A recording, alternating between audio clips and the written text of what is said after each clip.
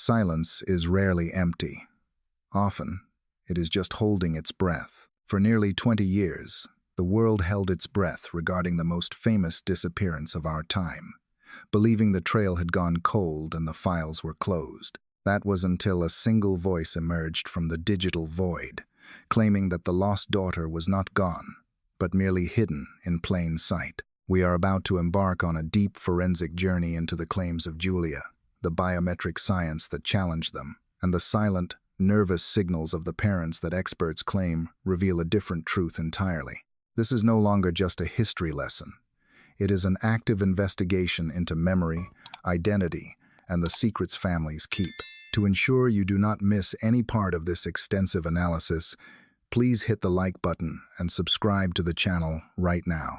Your support empowers us to keep asking the difficult questions. Now, let us go back to the spark that reignited the fire.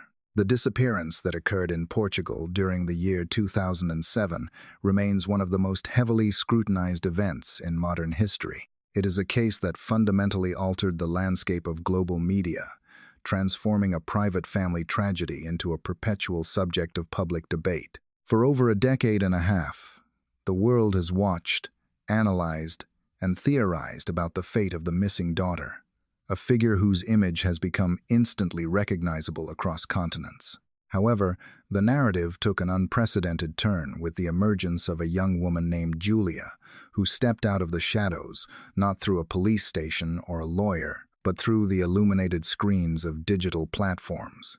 This new development did not merely reopen a cold case. It ignited a digital wildfire that forced a re-examination of memory, identity, and the very nature of truth in the information age.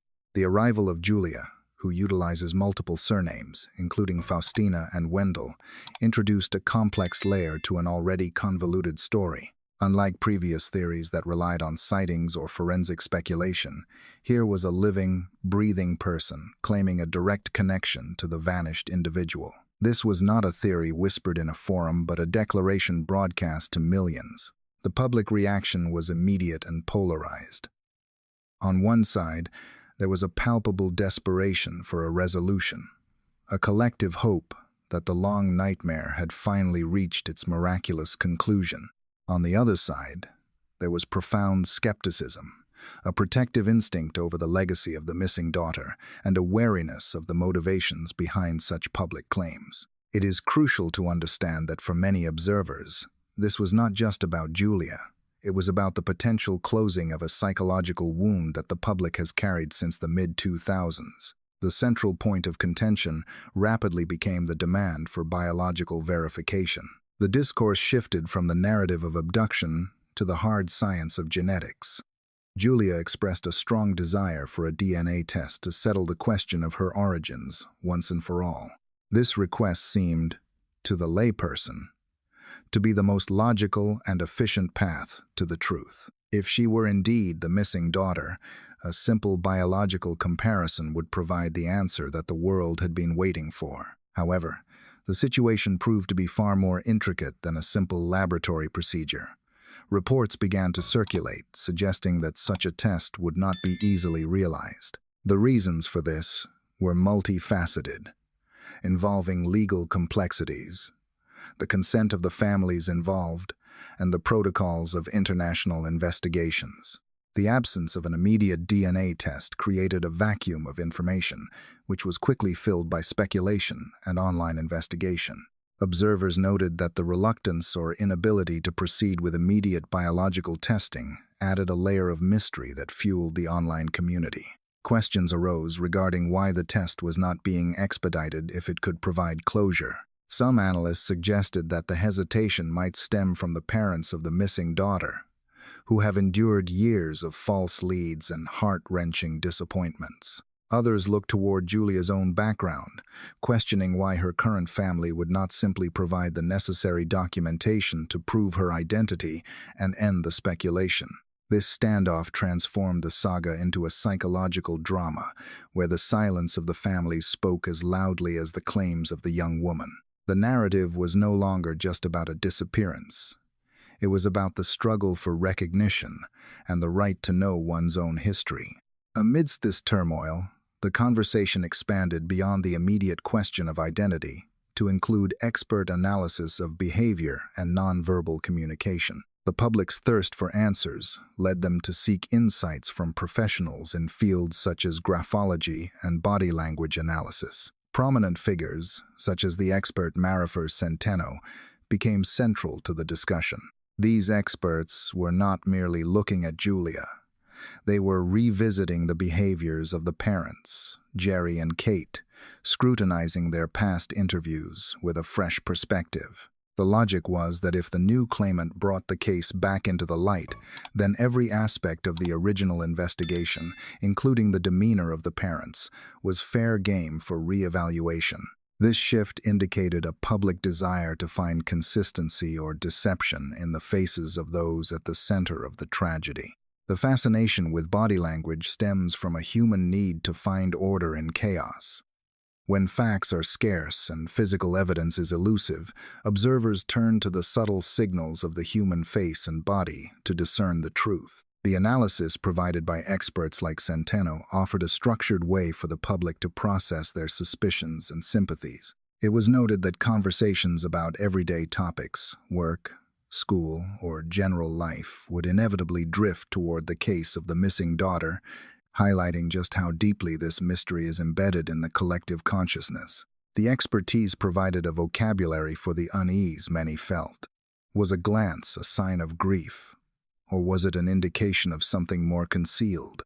This analytical approach applied to the parents allowed the public to feel like active participants in the investigation, rather than passive consumers of news. Furthermore, the emergence of Julia brought the timeline of the original disappearance back into sharp focus. The doubts that had lingered since 2007 were revitalized. If Julia was not the missing daughter, as many began to suspect due to the lack of official confirmation, then the question returned to the parents and the events of that fateful evening. The possibility that the parents might harbor knowledge about the event, or that they carry a guilt separate from the act of disappearance itself, became a renewed topic of debate. The investigation into nonverbal cues was not just an academic exercise. It was a search for the leakage of truth that words might have successfully hidden for years. The experts aimed to decipher if the parents felt guilt, and if so, what kind of guilt it was. Was it the guilt of negligence, or something darker? The narrative of Julia also highlighted the plight of individuals who feel disconnected from their own histories. Her struggle, regardless of its ultimate validity in relation to the McCann case, resonated with a universal fear of not belonging. She presented herself as someone searching for a truth that was being withheld by the very people supposed to protect her. This dynamic created a powerful emotional hook. Even those who doubted her claims found themselves compelled by the sheer intensity of her quest for identity. It forced the audience to consider the reliability of their own memories and the trust placed in familial bonds. The story had evolved from a procedural crime drama into an existential crisis played out on a global stage. As the chapter of Julia's claims unfolded, it became increasingly clear that the resolution would not be simple. The anticipation of a DNA result that might never come, or that might come back negative, loomed over every discussion. Yet, the significance of this moment lay not just in the biological answer, but in how it forced the world to look backward. It compelled a re-examination of the initial investigation, the behavior of the authorities, and the enduring agony of a family that has lived in the spotlight of suspicion and sympathy for nearly 2 decades. The update provided by Julia was less about finding a lost person and more about the world's inability to let go of the mystery. In this atmosphere of heightened scrutiny, the role of independent investigators and media personalities became paramount. They acted as the bridge between the complex legal realities and the public's desire for a narrative arc. The discussions were no longer confined to official press releases. They were driven by analysis, commentary, and the visual dissection of archival footage. The parents, once again, found their every blink, frown, and hesitation the subject of intense study. The question was no longer just where is the daughter, but what are the parents hiding? And does this new claimant hold the key to unlocking a secret kept for years? The stage was set for a deep dive into the silent signals that might finally reveal what words had failed to articulate. This was not merely a news cycle. It was a societal reckoning with a story that refuses to end, driven by a collective need to solve the unsolvable. The narrative of the disappearance, which had laid dormant in the cold case files for years, was violently thrust back into the spotlight by the arrival of a single individual, Julia, known by various surnames such as Faustina or Wendel. This young woman did not present herself with legal counsel or official police backing, but rather with a series of digital testimonies that captivated a global audience. Her emergence shifted the focus from a historical investigation of a past event to a real-time unfolding drama centered on identity and biological heritage. The core of her assertion was as simple as it was devastating. She believed she might be the missing daughter, the very individual whose absence has haunted the media landscape since the year 2007. This chapter delves into the substance of those claims, the fragmented nature of her memories, and the intense public scrutiny that followed her every revelation. Julia's narrative was built upon a foundation of doubt regarding her own history. Unlike most individuals who possess a clear, continuous recollection of their early years, Julia described a profound disconnect from her own past. She articulated a sense of uncertainty about her childhood, suggesting that the narrative provided to her by her current family was riddled with inconsistencies and voids. This lack of cohesive memory is a significant psychological burden. Experts in trauma and memory often note that gaps in early recollection can be indicative of displacement or significant upheaval, although they can also stem from ordinary forgetfulness. However, for Julia, these voids were not merely blank spaces. They were perceived as evidence of a hidden truth. She expressed a deep-seated suspicion that the people raising her were concealing a secret, a sentiment that fueled her public quest for answers. The public's engagement with Julia's story was driven largely by physical evidence she presented to the world. She drew attention to specific somatic markers that she shared with the missing daughter. The most prominent of these was a distinctive defect in the eye, a rare biological trait that became the focal point of online forensic analysis. In the court of public opinion, these physical similarities served as compelling, albeit circumstantial, proof. Thousands of observers became armchair detectives, scrutinizing side-by-side comparisons of facial features, moles, and smiles. The resemblance, whether superficial or significant, was enough to convince a vast segment of the audience that her claims warranted serious scientific investigation. It demonstrated the power of visual confirmation bias. Once the suggestion was made that she could be the missing individual, the human mind naturally sought patterns to confirm that hypothesis. However, the credibility of her account was not solely reliant on physical traits but also on her psychological state and behavioral cues. Observers and experts alike analyzed her digital appearances for signs of deception or genuine distress. When discussing her past, analysts noted that her gaze would often shift, a behavior that can be interpreted in multiple ways. While some might view this as evasion, experts in nonverbal communication, such as Marifer Centeno, often categorize looking away as a mechanism for accessing memory or constructing a narrative. In Julia's case, the intensity of her emotional expression suggested a person who genuinely believed in the possibility of her assertions. She appeared to be searching for validation, not necessarily of a specific identity, but of the feeling that her reality did not align with her documented history. The complexity of Julia's situation was further compounded by her relationship with her current family. She reported that despite her inquiries, she had not been provided with the standard evidences of a history, such as photographs from infancy or a birth certificate that she felt was authentic. In a standard familial dynamic, the production of such documents would be the simplest refutation of an imposter syndrome. The alleged absence of these items, or the refusal to produce them to settle the matter, was interpreted by many as a significant anomaly. If a family is secure in the biological connection to their offspring, the logic follows that they would readily provide proof to alleviate the mental distress of the individual. The refusal to do so, as described by Julia, suggested to the public that there was indeed a secret being guarded, whether it related to the high-profile disappearance or a different, private matter. This friction between Julia and her family escalated beyond mere silence. Reports emerged of hostility and threats directed towards her, forcing her to pause her pursuit of DNA testing. This reaction is counterintuitive to the behavior expected from a supportive family unit dealing with a member suffering from a mental health crisis or a delusion. The adage, "He who has nothing to hide has nothing to fear," became a recurring theme in the commentary surrounding the case.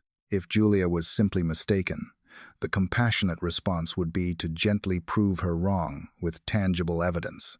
The aggressive pushback she described only served to validate the suspicions of the audience that something untoward had occurred in her past, even if that something was not the specific abduction of the famous missing daughter. The narrative of Julia is a tragic illustration of the search for self. Whether or not she is the missing individual from the 2007 case, her story highlights the profound human need to know one's origins. She positioned herself as a victim of a system that had potentially moved or concealed her. A narrative that resonates with the fears of trafficking and illegal adoption. The public's fascination was not just with the potential solution to a famous crime, but with the raw, human vulnerability of a young woman standing against her own family to ask the question, "Who am I?" Her conviction was palpable. She did not appear to be acting out of malice, but rather out of a desperate need to fill the hollow spaces in her memory. Ultimately, this chapter of the saga serves as a study in ambiguity. We are presented with a claimant who has physical similarities to the missing person, a fragmented memory consistent with trauma or displacement, and a family environment that appears secretive and hostile. Yet, without the definitive clarity of biological data, these elements remain floating puzzle pieces. The audience is left to weigh the emotional truth of Julia's experience against the statistical unlikelihood of such a discovery. It is a testament to the enduring power of the original mystery that a single voice on the internet could disrupt the silence and force the world to look once again at the face of a missing daughter, seeing her reflected, perhaps, in the eyes of a stranger seeking her own name. The unfolding saga of identity and origin reached a critical juncture not in the laboratories of geneticists, but within the private sphere of the claimant's own home.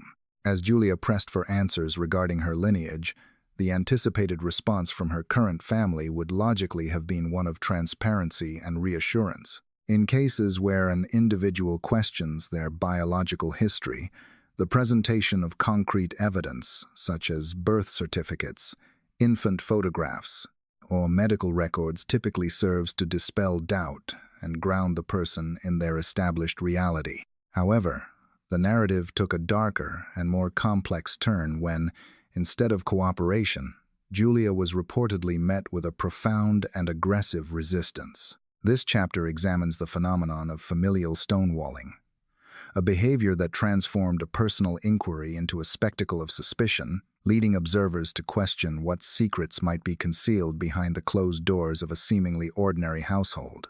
According to the accounts provided by Julia and the analysis of those following the case, the relationship between the claimant and her family deteriorated rapidly once the questions regarding her identity became public. It is reported that when Julia sought verification of her early history, the family did not produce the visual or documentary proof that would ostensibly be readily available in any standard family unit.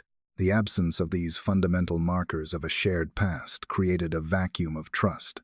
Observers noted that if the family were truly certain of their biological connection to Julia, the most effective way to silence the global speculation and protect their daughter from public ridicule would have been to release definitive evidence, such as photographs from the earliest stages of her life or official hospital records. The failure to do so was not merely a passive omission.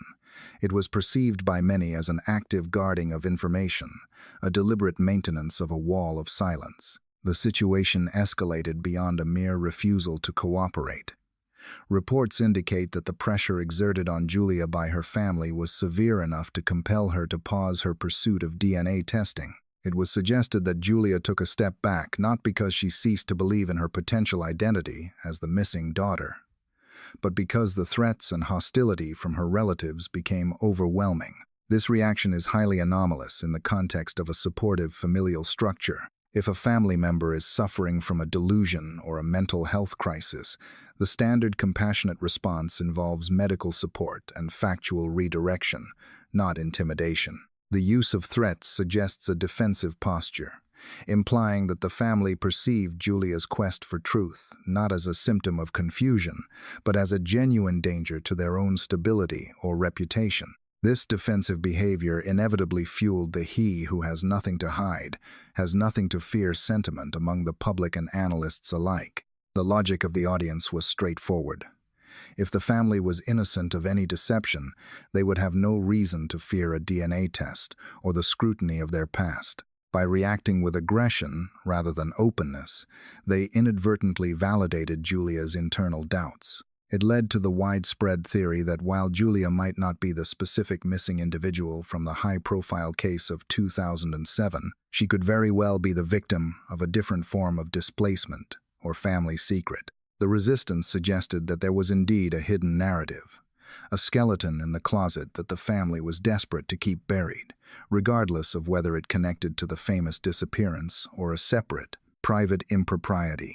Furthermore, the family's strategy appeared inconsistent. While they allegedly refused to provide private proof to Julia, they did not shy away from engaging with the media through interviews. Yet even in these public forums, they failed to produce the evidence that would debunk Julia's claims once and for all. This selective engagement, speaking to the press while silencing the claimant, painted a picture of a family attempting to control the narrative rather than reveal the truth. It raised uncomfortable questions about the nature of their fear. Were they afraid of losing their daughter to a global investigation, or were they afraid of what that investigation might uncover about their own history? The threats of social ostracization, that Julia would be left without a family and facing millions of mocking voices if she were wrong, served as a powerful psychological lever to enforce silence. The implications of this familial resistance extend far beyond the specific details of Julia's claim. It highlights the vulnerability of any individual who finds themselves isolated within their own home, questioning a reality that everyone around them insists is true. The gaslighting effect, where a person is made to doubt their own sanity while being denied the tools to verify their reality, became a central theme of the discussion. Julia's retreat from the DNA testing process was framed not as an admission of falsehood, but as a survival mechanism in the face of intense interpersonal conflict. She was placed in an impossible position: pursue a truth that might alienate her from the only support system she knew, or accept a version of history that her intuition told her was false. Ultimately, the wall of silence erected by Julia's family did more to damage their credibility than any accusation could have. In the court of public opinion, silence in the face of serious allegations is often equated with guilt. By refusing to engage with the scientific process that could have exonerated them and provided peace to Julia, they allowed the shadow of suspicion to lengthen. The narrative shifted from "Is Julia the missing daughter?" to "What is this family hiding?" Whether involved in the disappearance of the year 2007 or a different domestic secret, their behavior provided a case study in how the suppression of information often accelerates the very exposure it seeks to prevent. The mystery of Julia's origin remained unsolved, but the mystery of her family's fear became a new and compelling chapter in its own right. The narrative of the missing daughter, having traversed the emotional landscapes of social media and familial conflict, inevitably collided with the rigid wall of scientific scrutiny. While the public debate had been fueled by intuition, physical resemblance, and the compelling nature of Julia's testimony, the ultimate arbiter of identity in the modern age is forensic science. The discourse shifted from the realm of possibility to the cold, hard metrics of biometrics and genetics. This transition marked a pivotal moment in the saga, as the world waited to see if the biological data would align with the digital claims. It was a period defined by a clash between the human desire for a miraculous resolution and the often unforgiving precision of technological analysis. The first major scientific intervention came not in the form of a genetic sample, but through the application of biometric analysis. Reports surfaced indicating that a specialized examination of Julia's facial features had been conducted to determine the mathematical probability of a match with the missing individual. This technology, which maps the unique topography of the human face, measuring distances between eyes, the contours of the jawline, and the specific geometry of the nose, is frequently employed to age progress images of missing persons. In this instance, it was used to bridge the gap of time and uncertain memory. The results of this independent assessment were widely disseminated, and they delivered a stark conclusion.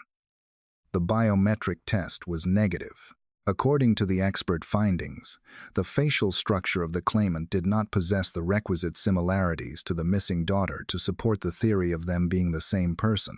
However, the release of this biometric result did not immediately silence the speculation. Rather, it introduced a new layer of complexity regarding the nature of authority in such investigations. It is critical to note that this test was not an official procedure conducted by the primary law enforcement agencies responsible for the case. Neither the Portuguese authorities, the British investigators, the Polish police, nor Interpol were the architects of this biometric comparison. Instead, the analysis was performed by an independent expert in the field, reportedly of Spanish origin, who undertook the investigation outside the formal chain of command. This distinction is of paramount importance. While the independent expert's credentials were respected, the lack of official police endorsement meant that the result occupied a gray area in the public consciousness. It was a scientific opinion, certainly, but it was not a legal verdict. The absence of an official seal allowed a margin of doubt to persist among those who had become emotionally invested in Julia's narrative. The logical next step, and the one most clamored for by observers, was a definitive DNA test. Genetic profiling remains the gold standard for identification, capable of providing an answer with a certainty that facial recognition cannot match.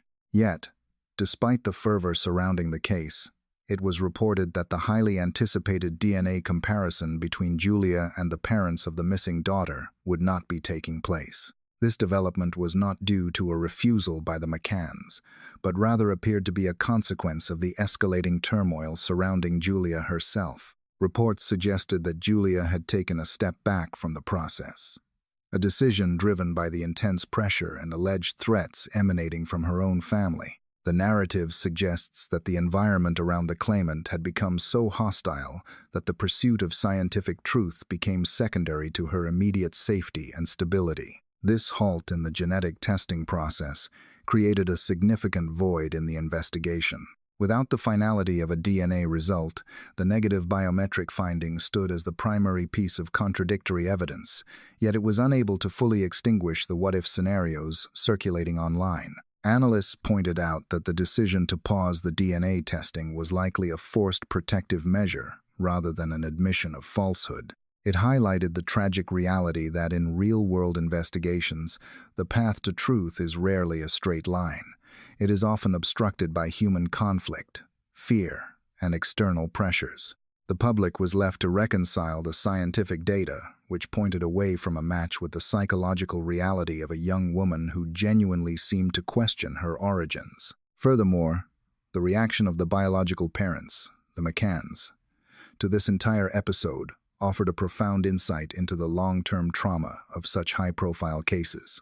Their relative silence and the lack of an immediate public rush to test Julia were interpreted by some as indifference, but by experts as a necessary emotional defense mechanism. Over the years, families of long-term missing persons are frequently subjected to false leads, well-intentioned but incorrect sightings, and cruel hoaxes.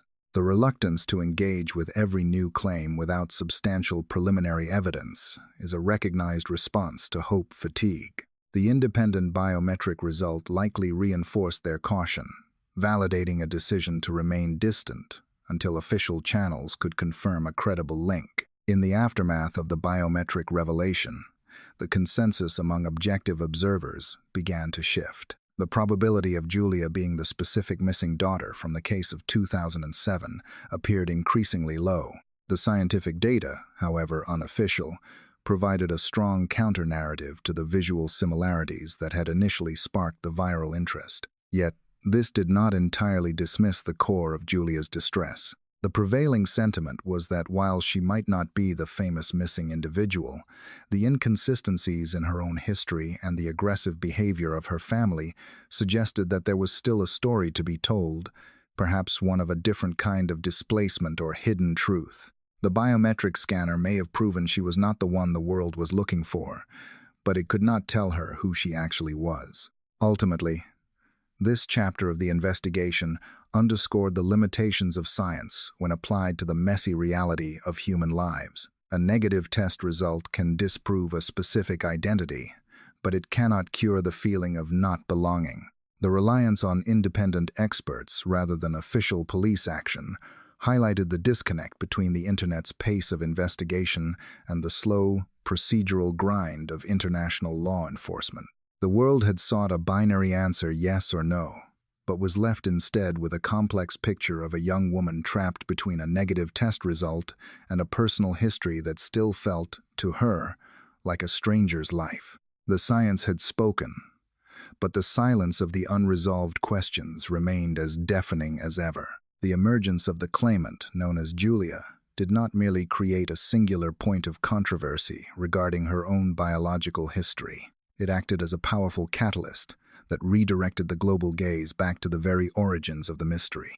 For years, the narrative surrounding the disappearance had settled into a state of uncomfortable stasis, but the renewed interest sparked by the digital age brought with it a forensic re-examination of the primary figures in this tragedy: the parents. This chapter marks a pivotal transition in the investigation, moving away from the specific claims of the young woman in Poland and turning the lens of scrutiny toward the guardians who were present on that fateful evening in Portugal. The conversation shifted from "Who is Julia?" to a far more unsettling inquiry that has persisted since the year 2007. What do the parents truly know, and does their behavior betray a hidden reality? This pivot was not accidental, but was driven by a collective psychological need to find coherence in a fractured story.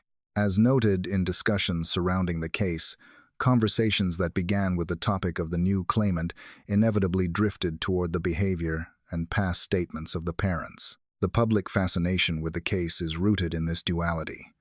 On one hand, there is immense sympathy for a couple who endured the ultimate loss, and on the other, there is a lingering, pervasive doubt that has never been fully extinguished. The introduction of expert analysis into this discourse provided a new framework for these suspicions.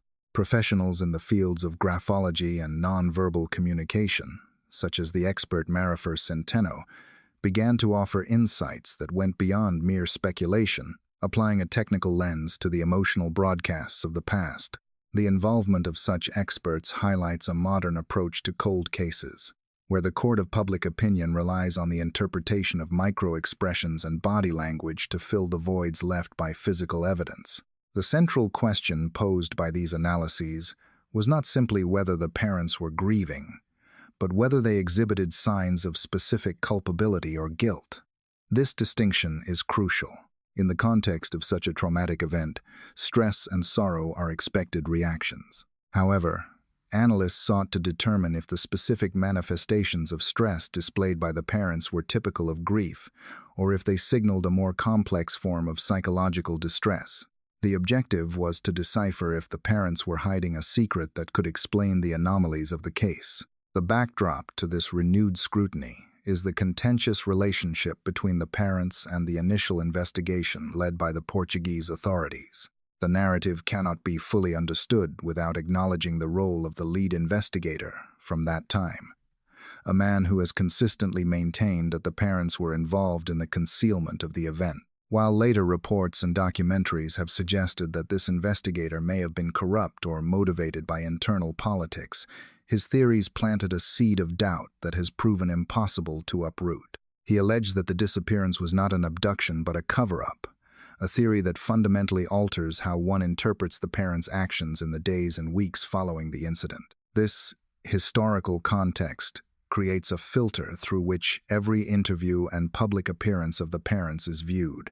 They are seen by a segment of the public not just as victims, but as potential suspects who have evaded justice. The complexity of this phase of the public investigation lies in the ambiguity of the evidence. While the Portuguese investigators' theories were officially discounted by other agencies, certain details remain deeply troubling to independent observers. The most significant of a point of contention involves the use of search canines, which allegedly reacted to the rental vehicle used weeks after the event, though these findings remain scientifically debated and legally inconclusive. For many, this specific detail, the reaction of the dogs in a car hired long after the event, remains a cornerstone of suspicion that defies easy explanation. It is a piece of data that does not fit the abduction narrative and suggests, to the skeptical mind, that the parents or an associate may have transported biological material after the fact.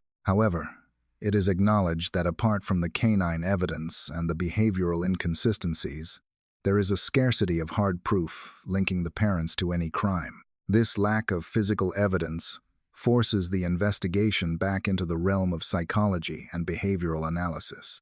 The public looks to experts like Centeno to decode the language of the body because the forensic trail has gone cold. The analysis of the parents is not merely an exercise in criticism.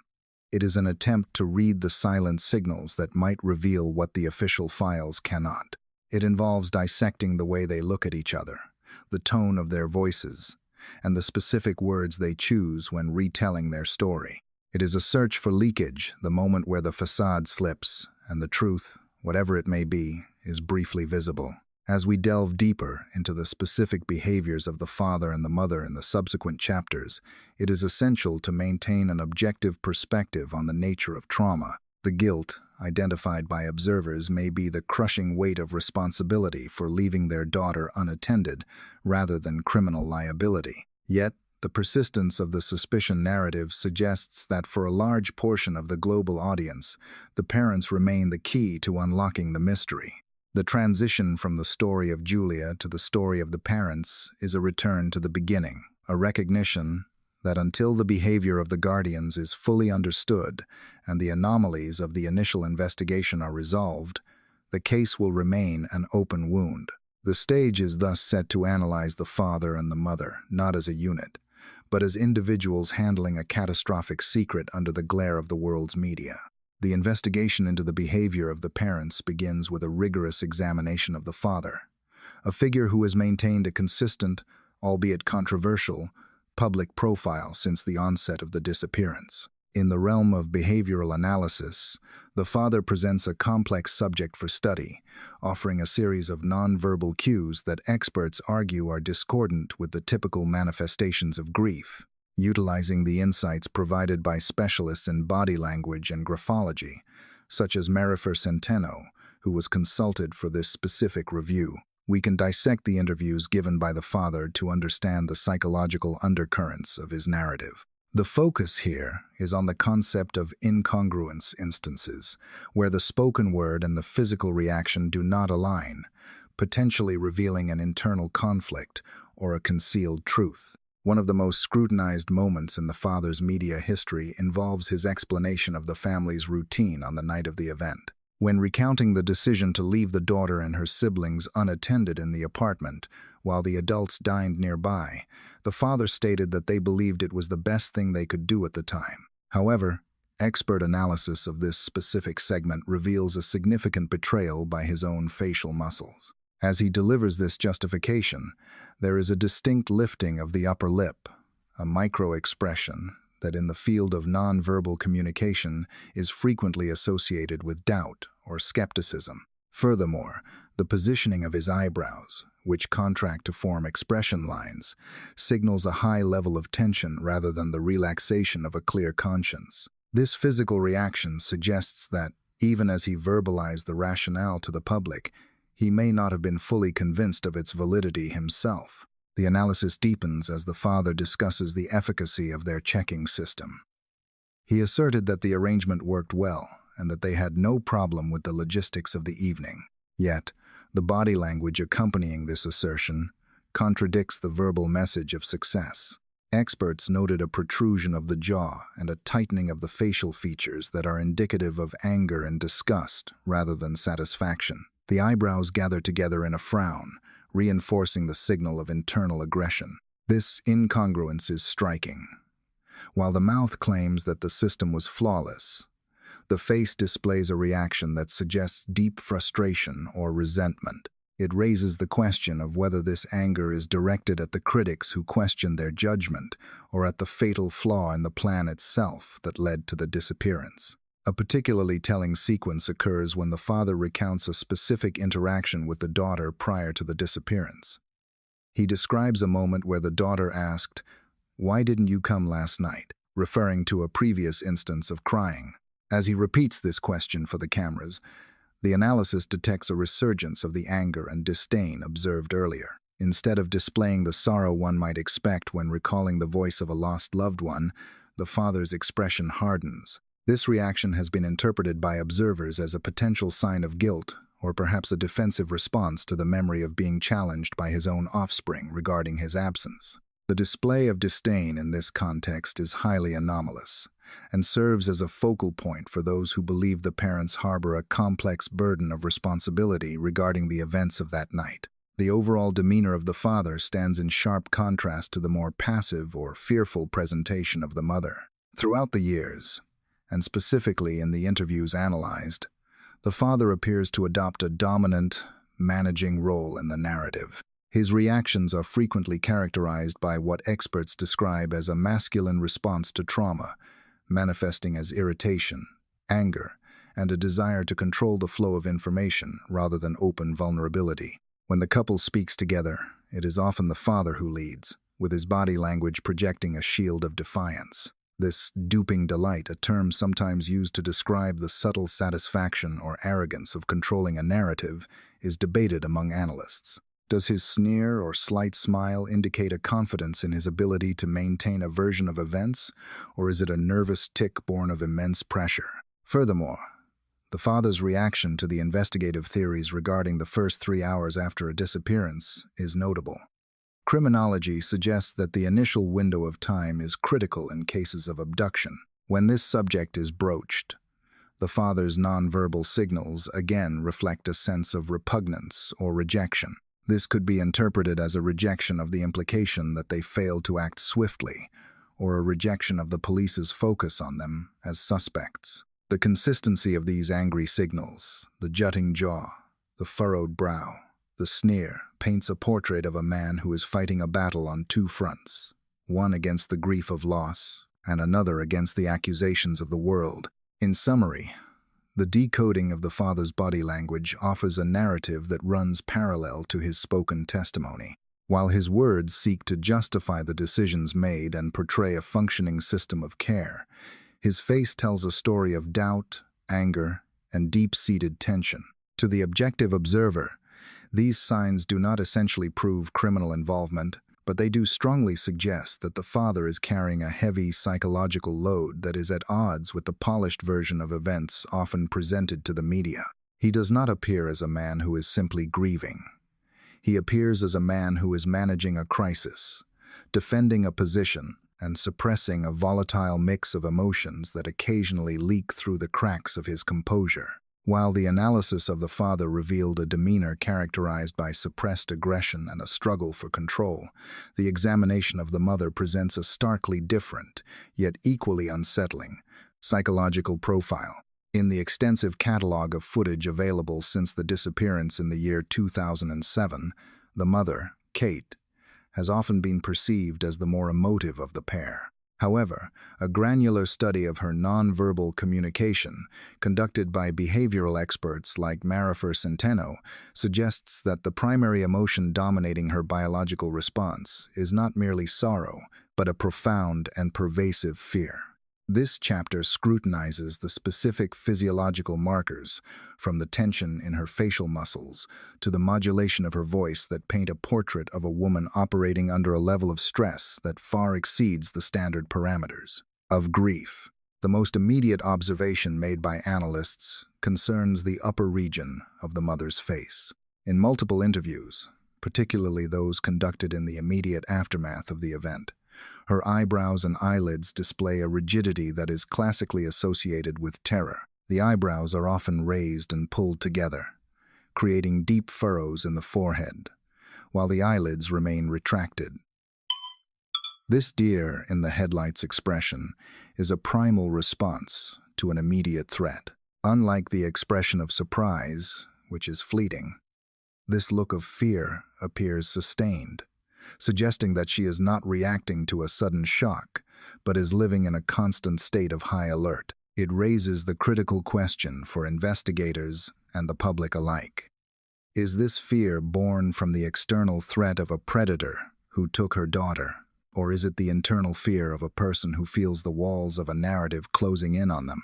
A specific and highly analyzed gesture occurs when the mother discusses the concept of coincidence regarding the timeline of the disappearance. As she speaks about the specific moment the alarm was raised, she bares her teeth in a manner that a layperson might mistake for a nervous smile. However, experts in evolutionary psychology and body language interpret this display quite differently. The retraction of the lips to expose the teeth, when not accompanied by the genuine engagement of the eyes, the Duchenne marker, is often a signal of defensiveness. It is a biological reflex observed in nature when an organism feels cornered or accused. In this context, it suggests that the mother feels the weight of suspicion heavily upon her. She is not smiling out of levity. She is physically bracing herself against an unseen attack, reacting to the scrutiny of the camera as if it were a physical threat. Further analysis of her vocal patterns reveals additional layers of distress. When the mother recounts specific memories of the final afternoon, such as reading a story or sharing treats with her offspring, her physiological baseline shifts dramatically. Observers noted that her blink rate increases significantly, a common indicator of a brain processing high cognitive load or attempting to block out a distressing reality. Simultaneously, the pitch of her voice rises. While female voices are naturally higher, the specific tightening of the vocal cords, heard in these interviews, is a physiological reaction to acute anxiety. This change in tone, coupled with the rapid blinking and the swelling of the lower lip, indicates a person who is struggling to maintain composure while navigating a minefield of memories. The transition from a neutral expression to one of extreme tension happens in a split second, suggesting that the memory of that afternoon is not just sad, but fraught with a complex, panic-inducing trigger. Moreover, the dynamic between the mother and the father provides crucial context for her behavior. It is impossible to analyze her isolation without noting her dependence on his presence. In nearly every joint appearance, the mother's body orientation is angled toward the father. Before answering a difficult question, or often while speaking, her eyes dart to him, as if seeking permission or validation for her statement. This behavior, known as referencing, is common in unequal power dynamics, where one party holds the narrative authority. She appears to look to him to set the emotional temperature of the room. When he manifests anger, she often retreats into silence. When he takes the lead, she follows.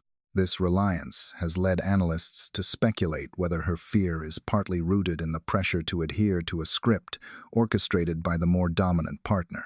The visual evidence also captures a sense of inconformity or anger in the mother, though it is more suppressed than that of her husband. The tension in her jaw and the asymmetry of her expressions hint at an internal conflict. She often appears contrariata, a term implying a mix of annoyance and distress rather than simply heartbroken. When the couple discusses the anguish and despair they feel, the mother's face often contorts in a way that reflects deep discomfort, while the father's face, as previously noted, may show signs of disgust. This divergence in reaction is significant. While they present a united front verbally, their bodies tell two different stories of the same traumatic event. Ultimately, the decoding of the mother's nonverbal signals leaves the audience with an impression of extreme vulnerability masked by a brittle defense. She presents as a woman who feels perpetually accused, whose body is locked in a fight-or-flight response years after the initial event. The baring of teeth, the erratic blinking, and the constant checking of her partner's reaction suggest a person who is not free to grieve openly, but is instead navigating a high-stakes survival situation. Whether this survival mode is necessary to cope with the loss of a daughter or to protect a terrible secret remains the central ambiguity of her profile. She is the emotional epicenter of the mystery, projecting a fear so palpable that it unnerves the viewer, forcing us to ask what exactly she is so afraid of revealing. The investigation into the disappearance that occurred in the year 2007 has rarely focused on the parents as isolated individuals. Rather, they are frequently analyzed as a singular, cohesive unit. However, a granular examination of their joint media appearances over the last decade and a half reveals a distinct and consistent power structure that has become a focal point for behavioral analysts. Experts who have scrutinized hours of archival footage, including the graphologist and body language specialist Marifer Centeno, have identified a rigid leader and follower dynamic that governs the couple's public interactions. This chapter aims to deconstruct this interpersonal mechanic, exploring how the father and the mother navigate the immense pressure of global scrutiny, not as equals in the narrative, but as a hierarchy of two. The most immediate observation made by analysts concerns the control of the narrative flow. In almost every interview, from the chaotic early days in Portugal to the more polished promotional tours for their book released in the year 2011, the father consistently assumes the dominant role. He is the figure who typically initiates answers, sets the tone for the conversation, and directs the trajectory of the interview. Observers note that his body language often features the hand in front, a physical marker of asserting authority and taking the lead in the interaction. This behavior establishes him as the primary gatekeeper of information, the architect of the story that is being presented to the world. In stark contrast, the mother's behavioral baseline is defined by a reliance on her partner. Analysts have highlighted a recurring pattern wherein she frequently breaks eye contact with the interviewer to look at the father, particularly when he is speaking or immediately after she has finished a statement. This action is interpreted by experts not merely as a sign of affection, but as a subconscious mechanism of seeking approval. It suggests a hesitation to stand alone in her testimony, as if she requires constant validation that her words align with the agreed-upon version of events. She appears to be checking the emotional temperature of her husband, gauging his reaction to ensure she has not deviated from the script he is constructing. The physical proximity between the two further reinforces this asymmetry. Analysis of their seating arrangements and posture reveals that it is almost always the mother who leans her body toward the father, closing the gap between them. This physical inclination can be read as a search for protection and stability, while the father maintains a more upright, independent posture, projecting an image of stoic capability. The mother's body language betrays a need for reassurance. She physically and metaphorically follows him. This dynamic creates an image of a duo where one partner bears the burden of strategy and defense, while the other bears the burden of raw, often overwhelming, emotion. This imbalance raises significant questions regarding the authenticity of their shared narrative. In forensic psychology, when two witnesses or subjects of interest present a story that is perfectly synchronized, yet one party constantly defers to the other for cues, it can indicate that the narrative is being managed rather than naturally recalled. The mother's tendency to look for the father's approval suggests that he holds the domain of the narrative. If they were simply recounting shared memories, one might expect a more equal exchange of contributions and independent emotional reactions. Instead, the audience witnesses a performance where the mother seems to be waiting for the father's signal to proceed or to stop. The tension shared by the couple is another critical element of their dynamic. Experts note that regardless of the specific topic being discussed, the faces of both parents consistently reflect a high degree of stress and strain. However, the manifestation of this tension differs. The father's tension often appears as the effort of control, the maintenance of a poker face, or the suppression of anger. As discussed in previous analyses, the mother's tension, conversely, appears as the anxiety of compliance. Her inconformity and fear seem exacerbated by the pressure to match the father's composure. This shared tension creates a feedback loop. The more rigid the father becomes in his control of the interview, the more anxious the mother appears in her attempt to support him. Furthermore, the evolution of this dynamic over time offers insight into their psychological endurance. Even years after the event, when they reappeared to promote their literary account of the tragedy, the fundamental structure of their interaction remained unchanged. While they appeared more whole and composed than in the raw aftermath of the disappearance, the underlying pattern of the father leading and the mother seeking validation persisted. This consistency suggests that this is not a temporary reaction to trauma, but a deeply ingrained survival strategy. They have effectively built a fortress around themselves, with the father acting as the commander and the mother as the loyal lieutenant who dares not step out of line. Ultimately, the analysis of the power dynamic between the parents provides a lens through which to view the entire case. It suggests that the story the world has been told is not a loose collection of memories, but a tightly controlled construct. The father's dominance and the mother's submission to his narrative authority create a barrier that is difficult for investigators and the public to penetrate. It forces the observer to ask, if the mother were to speak entirely on her own, without the presence of the father to guide and approve her words, would the story remain the same? Or does the silence she maintains, broken only to echo or support his statements, hide a different perspective on the loss of their daughter? The face of tension they both wear is a testament to the effort required to keep this dynamic intact for nearly 2 decades. The complex tapestry of the investigation into the disappearance that took place in the year 2007 cannot be fully unraveled without examining the central figure of the initial inquiry, the Portuguese police coordinator. For nearly 2 decades, this individual, known by the surname Amaral, has stood as the primary architect of the counter-narrative, a theory that fundamentally challenges the version of events presented by the parents and the international media. While the official stance has largely shifted toward the hypothesis of a stranger taking the missing daughter, the former investigator has remained steadfast in his assertion that the parents were not merely victims of a tragedy, but active participants in the concealment of the truth. This chapter explores the contentious relationship between the investigator and the family, the allegations of corruption that tarnished his reputation, and the enduring impact of his controversial conclusions on the court of public opinion. From the earliest stages of the investigation, a distinct friction emerged between the local authorities in Portugal and the family from the United Kingdom. The coordinator, who led the judicial police's efforts on the ground, rapidly moved away from the theory of a predatory stranger.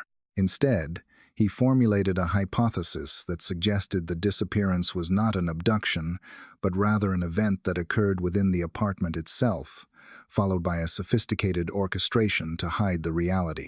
He formulated a controversial hypothesis regarding the events of that night, suggesting a sequence of events that differed significantly from the abduction timeline.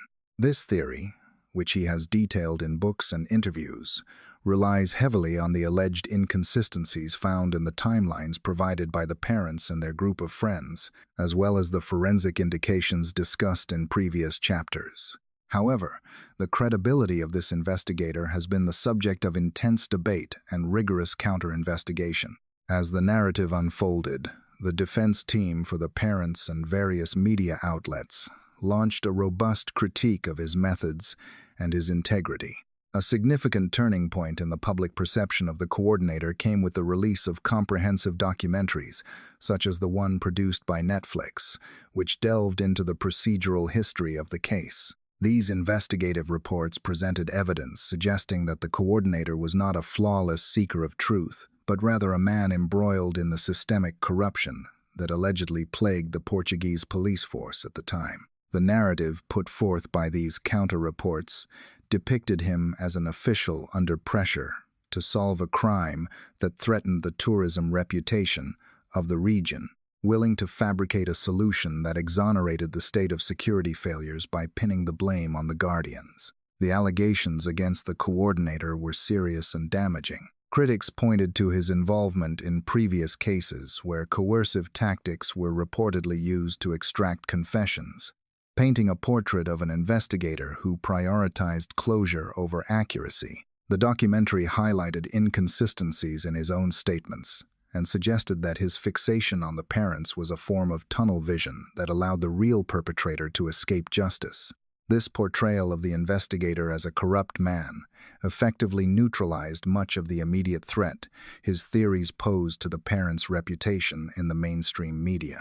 It allowed the public to categorize his accusations as the fabrications of a disgraced official rather than the findings of a competent detective. Yet, despite the character assassination and his eventual removal from the case, the seeds of doubt planted by the coordinator have proven remarkably resilient. Observers and analysts note that while his reputation may be tarnished, specific elements of his theory continue to resonate with a skeptical segment of the audience. He drew attention to the inconsistencies in the statements given by the group of friends who were dining with the parents on that evening. He questioned the logic of the checking system and the timeline of the alarm being raised, arguing that the sequence of events described by the adults did not align with the physical realities of the location. For many who study the case, these procedural discrepancies remain unresolved, regardless of the personal failings of the man who first pointed them out. The dynamic between the investigator and the parents represents a clash of two powerful narratives. On one side, there is the emotional and compelling story of a family shattered by a random act of villainy, supported by private investigators and international empathy. On the other side, there is the cold, cynical procedural theory of the police coordinator, who views the emotional displays of the parents not as grief, but as a performance designed to manipulate public sentiment. This conflict has created a schism in the global audience.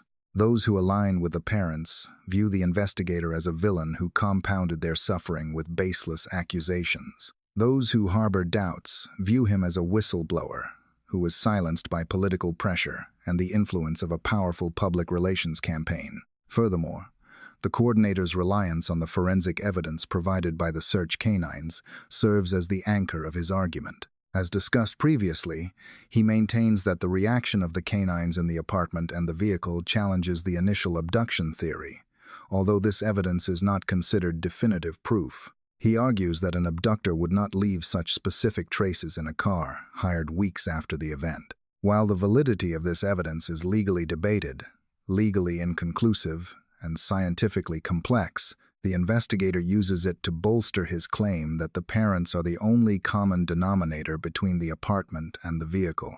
His persistence in this narrative, even in the face of legal action and financial ruin, suggests a profound conviction in his own conclusions, forcing the audience to grapple with the possibility that a flawed messenger might still carry a piece of the truth. In the final analysis, the role of the Portuguese investigator serves as a cautionary tale about the intersection of policing, politics, and media. His theories provided the foundation for the skepticism that surrounds the case to this day.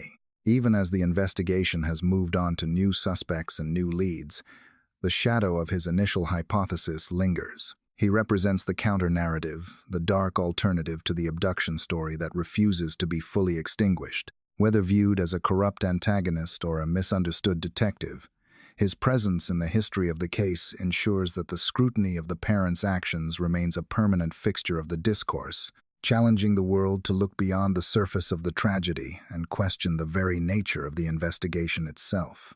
In the labyrinth of theories and counter-theories that define this investigation, few elements have sparked as much controversy and debate as the involvement of specialized canine units. While human testimony is subject to the vagaries of memory and emotion, the olfactory senses of highly trained dogs are often regarded by investigators as biological instruments of precision.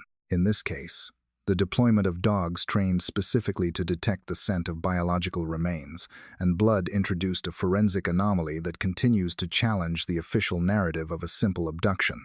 The Portuguese investigator, Amaral, placed immense weight on the findings of these animals, using their reactions to buttress his hypothesis that the disappearance was not the work of an external intruder, but rather an event concealed by those closest to the missing individual. The critical point of contention arises from the specific locations where these canines alerted. According to the investigative reports discussed in the analysis, the dogs detected the scent of death and blood not only in the apartment where the family was staying, but, more perplexingly, in a vehicle that the parents had rented. This detail is of paramount importance because the rental of this vehicle occurred 3 weeks after the initial disappearance. For forensic analysts and the public alike, this timeline presents a baffling logical hurdle. If the daughter had been snatched by a stranger on the night of the event, as the parents have consistently maintained, there would be no reason for her scent, specifically the scent associated with mortality, to be present in a car acquired nearly a month later. This piece of evidence acts as a cornerstone for the skepticism that lingers around the parents. For the narrator and many observers, the reaction of the dogs in the rental car is the single most suspicious factor that prevents the total dismissal of the parents' involvement. It suggests a continuity of contact between the family and the missing individual, or at least the biological traces of that individual long after she was allegedly taken. The implication is stark. Either the dogs were mistaken, a possibility that supporters of the parents argue is high due to the potential for cross-contamination, or the vehicle was used to transport evidence related to the disappearance. The reliance on this scent evidence creates a dichotomy in the investigation. On one hand, you have the physical lack of a body or a weapon. On the other, you have the sensory confirmation from animals whose entire existence is dedicated to locating the deceased. To the objective observer, the dog's behavior does not prove guilt in a court of law, as scent cannot be cross-examined or physically produced as an exhibit. However, in the court of public opinion, it serves as a persistent, silent witness, a biological red flag that suggests the timeline of events provided by the guardians may not be the complete truth. It forces the audience to ask, if the parents are innocent victims of a burglary gone wrong, how did the shadow of their daughter end up in a car they drove weeks later? To understand the mechanics of the disappearance, one must dissect the timeline of that fateful evening, a sequence of events that has been reconstructed, analyzed, and criticized for nearly 2 decades. The central premise of the parents' account rests on a checking system, a routine wherein the adults, dining at a nearby restaurant, would take turns returning to the apartment to ensure the safety of their sleeping offspring. In his interviews, the father, Jerry, described this arrangement as the best thing they could do, asserting that it worked perfectly and that they had no problem with the logistics. Yet, as established in previous behavioral analyses, his facial expressions during these retellings, specifically the displays of doubt and anger, suggest a deep internal conflict regarding this decision. The narrative of the evening is punctuated by a specific, haunting interaction that occurred prior to the disappearance. The father recounted a moment where the daughter asked him directly, "Why didn't you come last night?" referring to a previous instance where she had been crying. This question is pivotal. It reveals that the offspring was aware of being left alone and had experienced distress about it prior to the night she vanished. When the father retells this story, analysts note a flash of disdain and anger in his expression rather than pure sorrow. This reaction could be interpreted as frustration with the memory of his own negligence, or perhaps anger at the implication that their system was flawed from the beginning. The checking system itself has been a subject of intense scrutiny regarding the concept of parental responsibility. Leaving young offspring unattended in an unlocked apartment in a foreign country is a decision that many have labeled as negligent. The father's assertion that it was the best thing is contradicted by the tragic outcome.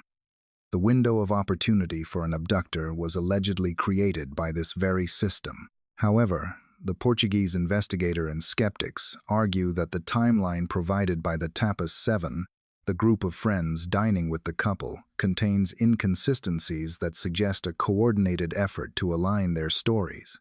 The discrepancy lies in the gaps. If the checks were as frequent as claimed, the window for a stranger to enter, locate the specific offspring, and exit without detection is remarkably narrow. Furthermore, the behavior of the parents immediately following the discovery, the delayed call to the police, and the immediate contacting of media and friends has been cited by critics as procedural anomalies. The mother's reaction, described as fear and defensiveness when discussing the coincidence of the event, adds to the suspicion that the timeline may have been retrofitted to explain a tragedy that occurred earlier or differently than stated. The evening is not just a chronology of minutes. It is a narrative constructed by the survivors. And like all constructions, it is subject to the flaws of its architects. When tragedy strikes, the human face becomes a canvas for a complex spectrum of emotions. In the case of the missing daughter, the public has spent years trying to decipher the expressions of the parents, Jerry and Kate, to determine if what they see is the heartbreak of loss or the stress of concealment. Behavioral analysis suggests that the parents handle this immense pressure in starkly different ways. Yet both exhibit signs that deviate from the standard expectations of grief. The father often displays anger and disdain, while the mother exhibits fear and submission. This chapter explores the psychology behind these reactions and what they might signal about the true nature of their burden. The father's demeanor is frequently characterized by a sneer or a lifting of the upper lip, a micro-expression often associated with contempt or duping delight, a psychological state where a person feels a thrill or satisfaction from controlling a deceptive narrative. When he states that they did the best thing, his face betrays a lack of conviction, suggesting he may be trying to convince himself as much as the audience. His anger, visible when discussing the investigation or the criticism of their parenting, serves as a defensive shield. In psychology, anger is often a secondary emotion used to mask more vulnerable feelings like guilt or shame. Is his aggression directed at the situation itself? Or is it a manifestation of the intense frustration and helplessness he feels regarding the events of that night? Conversely, the mother's non-verbal communication is dominated by anxiety. Her rapid blinking, the tension in her forehead, and the baring of teeth when feeling accused paint a portrait of a woman living in a state of perpetual threat. She does not display the same aggression as her husband. Rather, she looks to him for validation, appearing to seek his approval before speaking or reacting. This referencing behavior indicates a power imbalance where the father holds the narrative authority. Her fear seems to stem from the scrutiny itself, the feeling of being watched and judged. The concept of guilt in this case is multifaceted. There is the potential guilt of involvement in the disappearance, as alleged by the Portuguese investigator. But there is also the undeniable moral guilt of leaving their offspring unattended. The disgust observed on the father's face could be self-directed loathing for that decision, or it could be directed at the situation that has consumed their lives. The parents have justified their actions repeatedly, but the incongruence between their words and their body language suggests that they have never truly made peace with the events of that night. They remain trapped in a cycle of justification and defense, their faces revealing the internal conflict of individuals who know that, regardless of criminal culpability, they bear the weight of the outcome. While the scrutiny of the parents is intense, the investigation must also account for the possibility of a third-party network, a theory that aligns with the claims of the recent claimant, Julia. If the parents are not directly responsible for the harm, could there be a darker reality involving the sale or transfer of the missing individual? Julia's narrative, though unverified, touches upon the terrifying global reality of human trafficking. She suggested that her own history feels fabricated, hinting at a past where she might have been taken from one family and placed with another, potentially as part of a transaction. The third-party theory posits that the disappearance was a targeted abduction, possibly facilitated by a network operating in the region. This aligns with the creeping man reports and the idea that the apartment was watched. However, the new angle introduced by Julia brings a different perspective, the idea of a stolen identity that is hidden in plain sight. Julia expressed doubts about her childhood and suggested that she might have been a victim of such a scheme, even if she is not the specific daughter from the British case. Her belief that she was sold or taken resonates with the fears of many who follow these cases that the missing are not gone, but merely displaced, living new lives under false names. The reaction of Julia's family to her claims reinforces the suspicion of a third-party secret. Their alleged refusal to provide birth photos and their threats toward her suggest they are guarding a truth about her origins. This mirrors the broader themes of the main investigation: secrets, missing evidence, and families protecting their own. Regardless of the specific circumstances surrounding the disappearance, or whether the family was targeted by a sophisticated network, the third-party theory attempts to explain the absence of physical evidence. It suggests the missing individual was a commodity, moved across borders, and erased from their original life, a fate that Julia fears was her own. The saga of the missing daughter and the saga of Julia are two distinct threads that have become inextricably knotted in the public consciousness. While the biometric analysis suggests they are likely different people, the thematic parallels between their stories provide a profound commentary on the nature of truth and family secrets. Both narratives revolve around a wall of silence. In the case of the parents, it is the silence regarding the specific details of the evening and the inconsistencies flagged by investigators. In the case of Julia, it is the silence of her current family, who allegedly refused to validate her identity with simple proof. Julia's struggle serves as a mirror to the original tragedy. She represents the voice of the missing, a young woman searching for her name and her history. Her conviction that she is the missing daughter, despite the skepticism, highlights the desperate human need for connection.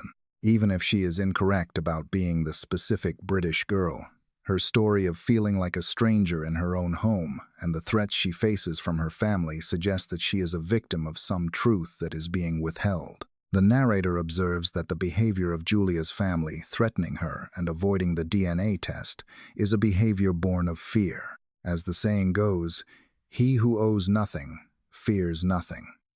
If they were innocent of any deception, they would have no reason to threaten her.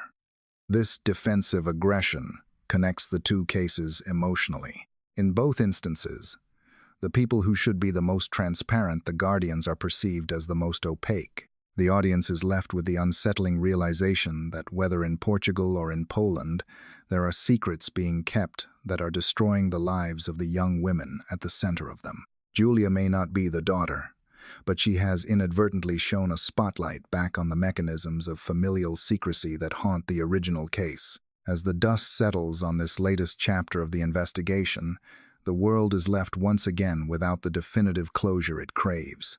The anticipated DNA test, which promised to be the final key to the puzzle, has been shelved, not by the authorities, but by the personal turmoil of the claimant.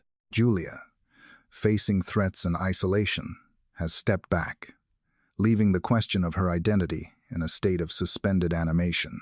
The biometric results point to a negative match, suggesting she is not the missing daughter. But they cannot erase the questions she raised about her own past. For the parents, Jerry and Kate, life continues under the shadow of suspicion and the enduring pain of absence.